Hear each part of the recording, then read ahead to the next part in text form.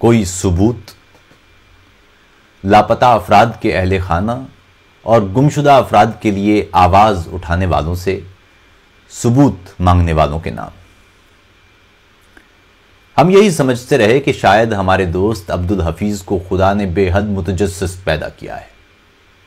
وہ عموماً حواس باختہ رہتے تھے اور گفتگو کسی بھی موضوع پر ہوتی وہ بیچ میں سے کوئی جملہ اچک کر انتہائی بے اعتنائی میں کہہ دیا کرتے تھے کہ کوئی ثبوت۔ کچھ روز ہوئے ملک میں جبری گمشدگیوں کی بات چیت ہو رہی تھی۔ بلوچستان سے گمشدہ افراد کی ملتی لاشیں، کراچی اور سندھ میں انسانی حقوق کے لیے آواز اٹھانے والوں کا اٹھا لیا جانا اور گلگت بلتستان میں حقوق مانگنے والوں کا لاپتہ کر دیا جانا موضوع تھا۔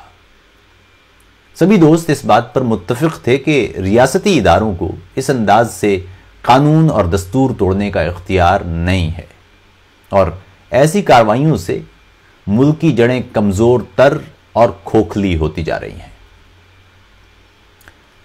چائے کی گہری چسکی لینے میں مصروف عبدالحفیظ نے چائے کا گھونٹ نگلتے ہوئے ایک نظر اٹھائی اور بولے، کوئی ثبوت؟ عموماً ان کے اس سوال نما جملے کا مقصد، جس کا جواب شاید وہ خود بھی کبھی سننا گوارا نہیں کرتے تھے، فقط برائے سوال ہی ہوتا تھا اور سوال ٹھوک دینے کے فوراً بعد اپنے عمومی کام میں وہ مبتلا ہو جایا کرتے تھے۔ میں نے بھی ان کے اس سوال کو فقط عمومی رویے کا ایک سوال ہی گردانا، یعنی آج بھی یہ جملہ ادا کرنے کے بعد انہیں دوبارہ اپنی چائے میں غرق ہو جانا چاہیے تھا، مگر وہ سوال کرنے کے بعد سوالیہ نگاہوں سے ہماری جانب دیکھتے رہے، پیالی سامنے ٹیبل پر پلیٹوں سے باہر گرتے بسکٹوں اور دیگر لوازمات کے ساتھ ہی رکھ کر۔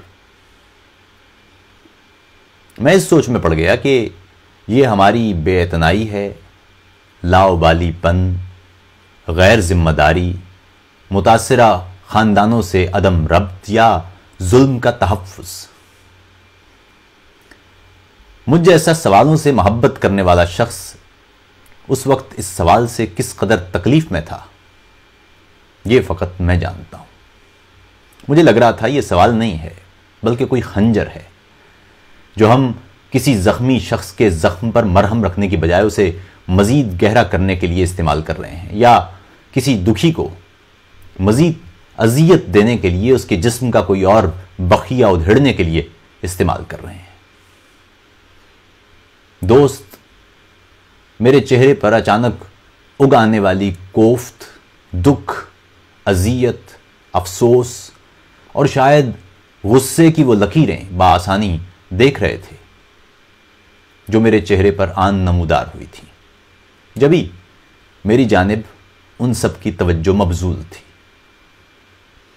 کسی گھر سے کسی شخص کا اٹھا لیا جانا اور اٹھائے جانے کی کوئی وجہ تک نہ بتانا، نہ گھر والوں کو کسی جرم کی کہانی سنانا، نہ کوئی مقدمہ ہونا، نہ باقاعدہ گرفتاری، بس چند مسلح افراد بغیر وردی پہنے کسی گھر کی خواتین کو ذلت کے تھپڑ رسید کرتے اور گھر کے کسی بھی کمرے میں گھس کر کسی بھی شخص کو اپنے ساتھ لے جاتے، چہرے پر نقاب ڈالتے اور گاڑی میں اس طرح انڈیل دیتے جیسے اٹھایا جانے والا شخص کوئی انسان نہ ہو، سیال مادہ ہو، اور جس کی بابت یہ احتمال تک نہ ہو کہ اس کے وجود کا درد اس پوری زمین کو لرزاں کر دے گا۔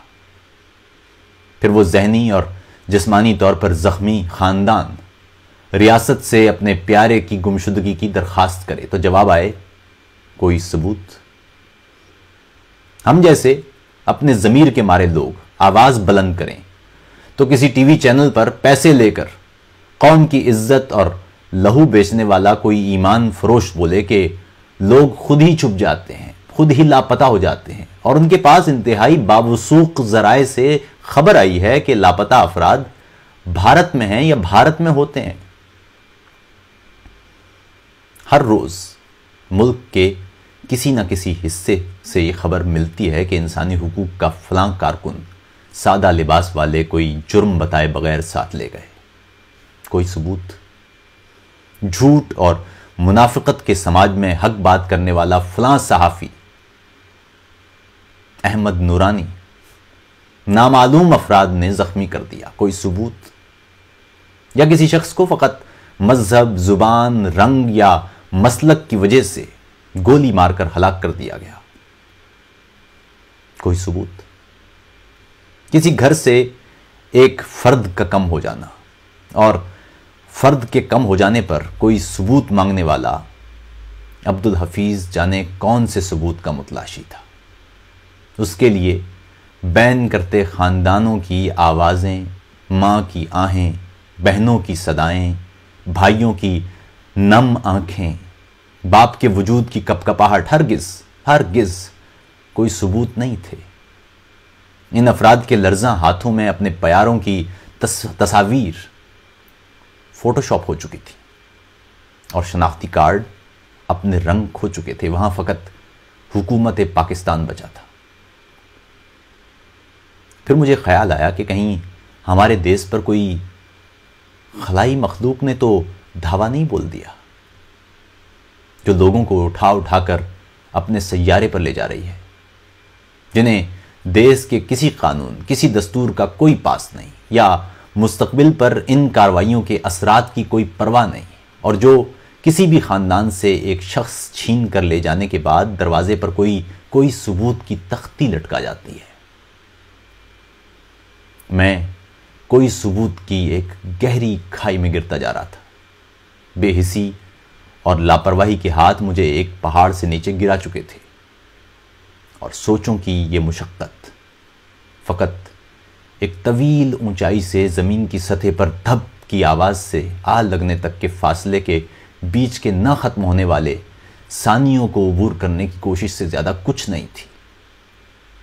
دائیں طرف بیٹھے عدنان نے اچانک ذرا سا کھنکارا، تو جیسے پہاڑ سے گرتے ہوئے کسی شخص کے ہاتھوں میں کوئی مضبوط شاخ آن ملی ہو، یا اسے دھپ کی آواز سے پہلے ہی سطح سے بلند ہو کر چٹانوں سے گلے ملنے والے کسی درخت نے ہاتھوں میں اچک لیا ہو. عدنان نے میری جانب سے نظر ہٹا کر گہری نگاہوں سے عبدالحفیظ کو دیکھا اور بولا، خدا ہے؟ عبدالحفیظ نے بنا سوچے کہا، ہاں ہے. عدنان بولا، کوئی ثبوت؟